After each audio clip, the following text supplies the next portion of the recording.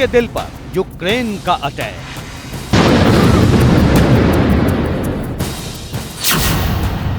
Moscow पर हमला, रूस को बड़ी चुनौती।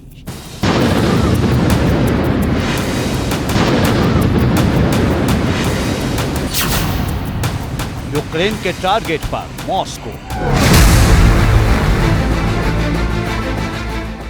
क्या अब रूस की राजधानी भी सुरक्षित नहीं है? क्या रूस को खुलकर ललकार रहा है यूक्रेन? रविवार सुबह जब यूक्रेन ने मॉस्को पर ड्रोन से हमला किया तो वहां मौजूद लोगों की चीख निकल गई।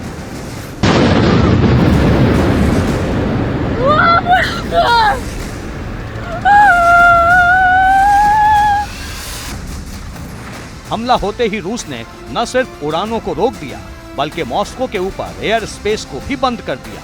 दहशत इतनी फैल गई कि 1 घंटे तक मॉस्को के आसमान में कोई विमान उड़ नहीं पाया।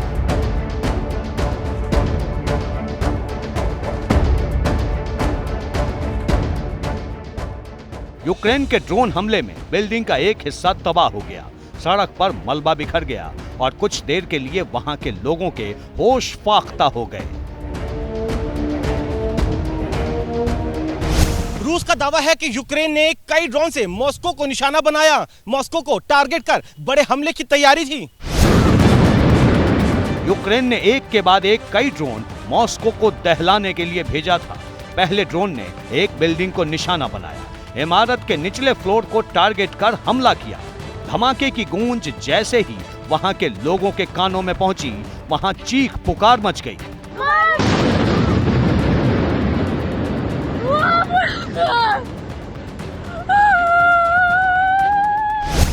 पहले हमले के बाद 3 ड्रोन और हमले की तैयारी में थे। मॉस्को के आसमान से वो अपना टारगेट सेट कर रहे थे। शुरुआती हमले के बाद 3 ड्रोन जब मॉस्को की सीमा में दाखिल हुए तो रूस के होश उड़ गए। तीनों तेजी से अपने लक्ष्य को भेदने की कोशिश में जुटे थे, लेकिन इस बीच रूस का एयर डिफेंस सिस्टम हरकत में आया और एक ड्रोन को आसमान में ही मार गिराया। बाकी 2 ड्रोन जाम कर दिए गए जो एक बिल्डिंग परिसर में टकराकर तबाह हो गए। रूस ने मॉस्को की सुरक्षा को लेकर तुरंत कई कदम उठाए। शहर के हवाई अड्डे को बंद कर दिया और एयर स्पेस में किसी को घुसने की इजाजत नहीं दी। मॉस्को पर हुए अटैक से एक पावरफुल कंट्री में, कैपिटल सिटी में सिक्योरिटी को लेकर टेंशन बढ़ चुकी है। रूस ने तो इस हमले को आतंकवाद से जोड़ दिया है।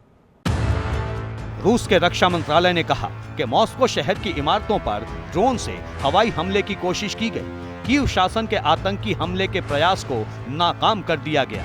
हमने यूक्रेन के एक ड्रोन को मार गिराया और 2 ड्रोन को निष्क्रिय कर दिया गया। इस हमले में किसी की जान नहीं गई है, सिर्फ एक सुरक्षाकर्मी जख्मी है और बिल्डिंग के कुछ हिस्से टूट गए हैं। हमले का एक सीसीटीवी फुटेज भी सामने आया है। जब ड्रोन से बिल्डिंग पर अटैक किया गया तो सीसीटीवी कैमरे में तेज रोशनी कैद हो गई।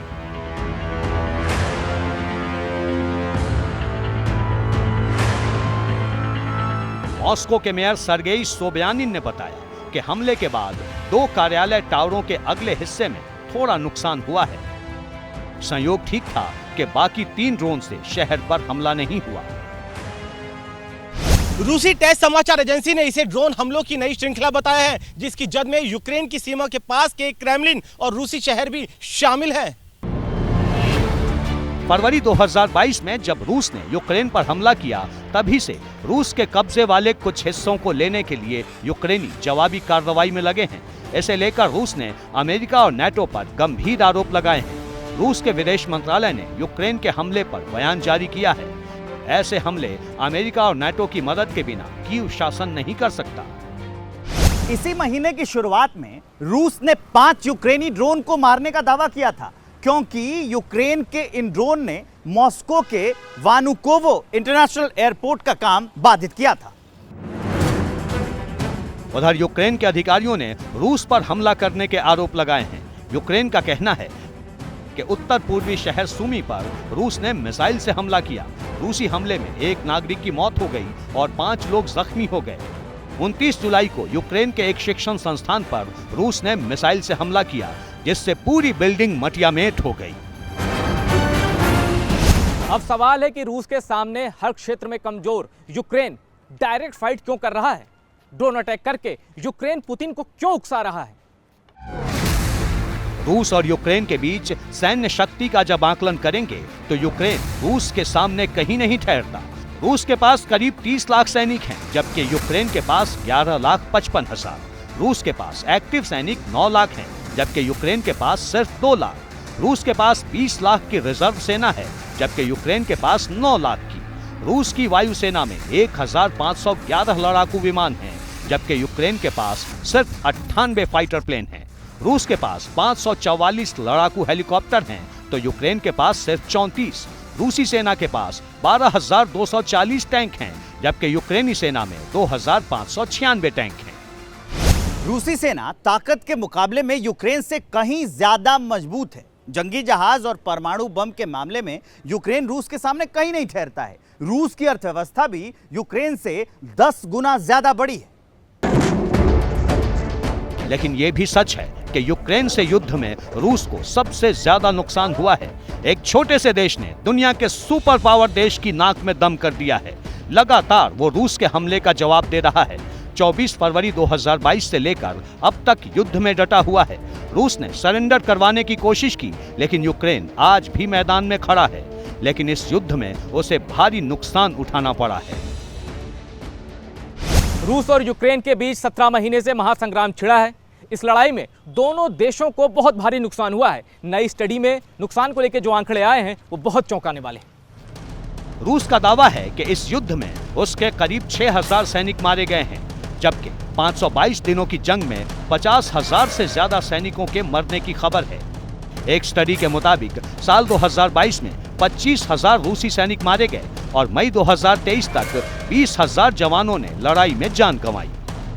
ब्रिटेन के रक्षा मंत्रालय ने 40 से 60,000 रूसी सैनिकों के मारे जाने का दावा किया है, जबकि यूएस डिफेंस इंटेलिजेंस एजेंसी ने करीब 35 से 43,000 सैनिकों के मरने की बात कही है।